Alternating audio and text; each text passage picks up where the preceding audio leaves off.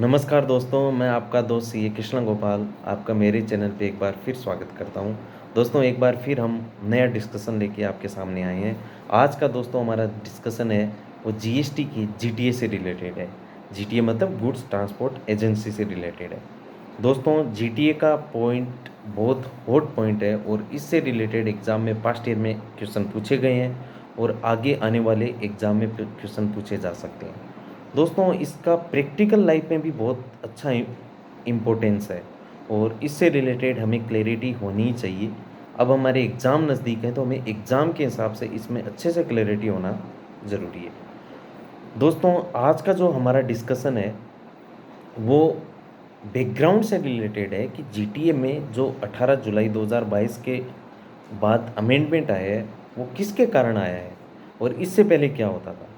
दोस्तों इस पे फोकस करने का सबसे बड़ा कारण ये है कि हमें कंसेप्ट पे क्लैरिटी होना बहुत ज़रूरी है कि कोई भी प्रोविज़न आने का कारण क्या है, क्योंकि इसी कारण के कारण हम उन क्वेश्चन को या उन प्रोविज़नों को अच्छे से याद रख पाएंगे। तो दोस्तों पहले जीटीए के अंतर्गत दो कैटेगरी थी, 5% विदाउट आईटीसी और 12% विद आईटीसी।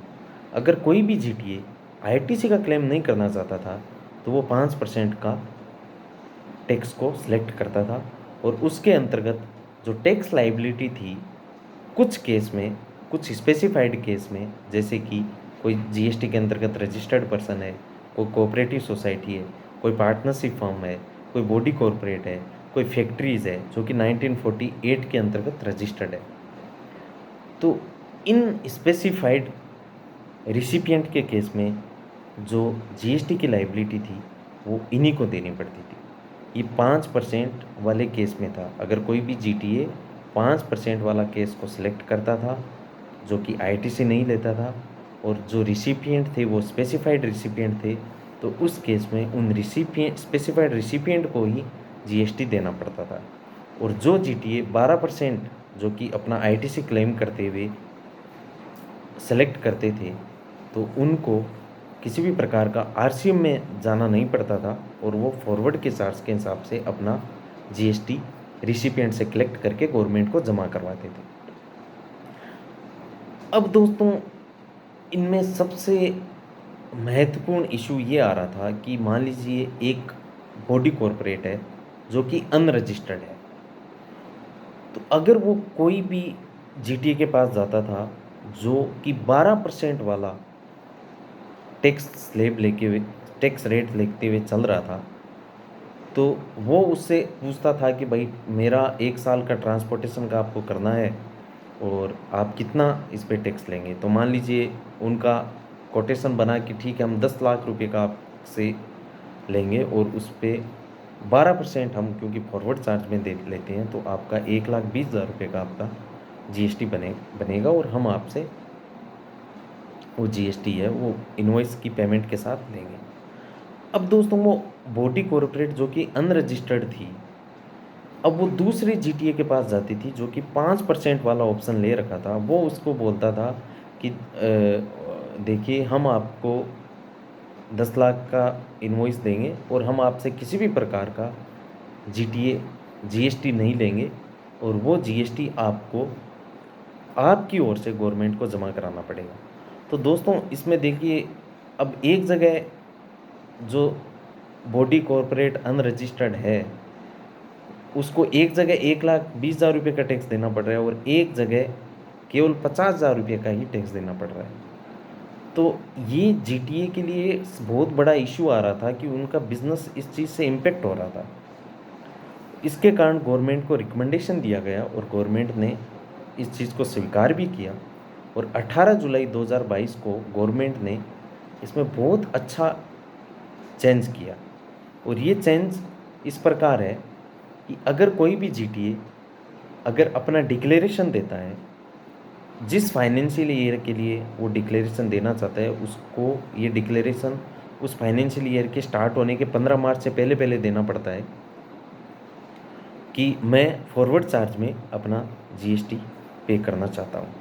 तो इस केस में जीटीए को दो टैक्स रेट दी गई है, 5% विदाउट आईटीसी, 12% विद आईटीसी। और GTA अपने हिसाब से हर कंसाइनमेंट पे 5% भी ले सकता है, 12% भी ले सकता है।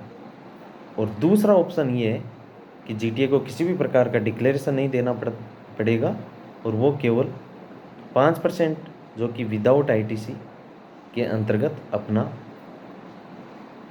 काम कर सकता है। और जो रिसिपिएंट होगा वो स्पेसिफाइड जो रिसिपिएंट होंगे उनको RCM के अंतर्गत उस लाइबिलिटी को पे करना पड़ेगा। तो दोस्तों, ये चेंज लाके सबसे बड़ा गवर्नमेंट ने यही काम किया कि एक प्लेटफॉर्म बना दिया सभी GTA के लिए, ताकि किसी भी GTA को अपने बिजनेस से रिलेटेड किसी भी प्रकार का नुकसान या उनके बिजनेस में किसी भी प्रकार का इम्पेक्ट नहीं आए। तो दोस्तों, हमें यही याद रखना है कि अमेंडमेंट के बाद दो टैक्स की स्ट्रक्चर है। एक वो 5% विदाउट ITC जो कि उसका RCM के अंतर्गत ही टैक्स देना पड़ेगा। दूसरा, उसका एक डिक्लेरेशन देना पड़ेगा जिस फाइनेंशियल ईयर के लिए वो चूज करना चाहता है, और वो डिक्लेरेशन में देगा कि मैं फॉरवर्ड चार्ज के अंतर्गत अपना टैक्स है वो देना चाहता हूँ। तो उसके लिए उसको दो रेट दी गई है, 5% विदाउट ITC और 12% विद ITC।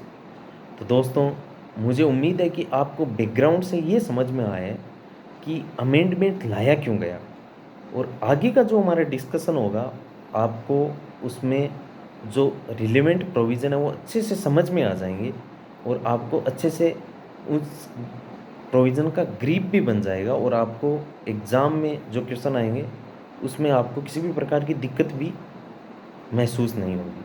तो मेरा उद्देश्य यही था कि आपको बैकग्राउंड भी पहले बताया जाए, ताकि आपको पता तो चले कि ये अमेंडमेंट लाया क्यों गया है।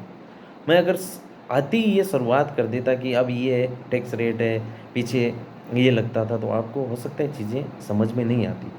तो मुझे उम्मीद है कि ये थोड़ा सा कॉम्प्लेक्स चैप्टर है, लेकिन मुझे उम्मीद है कि आपको मेरे द्वारा बताया गया चीज़ ठीक से समझ में आ रहा है। और आगे आने वाले वीडियो की सीरीज़ में जो कि GTA से रिलेटेड होगी, मैं आपको पॉइंट टू पॉइंट हर चीज़ पे आपको अच्छे से बताने की पूरी कोशिश करूँगा, ताकि आपके एग्ज़ाम के प्रिपरेशन में और आपके प्रैक्टिकल लाइफ में भी अच्छे से चीज़ें काम आ सकें। मुझे उम्मीद है कि मेरा प्रयास आपको सही लग रहा है और आपके एग्ज़ाम के प्रिपरेशन में उपयोगी सिद्ध हो रहा है। Thank you so much.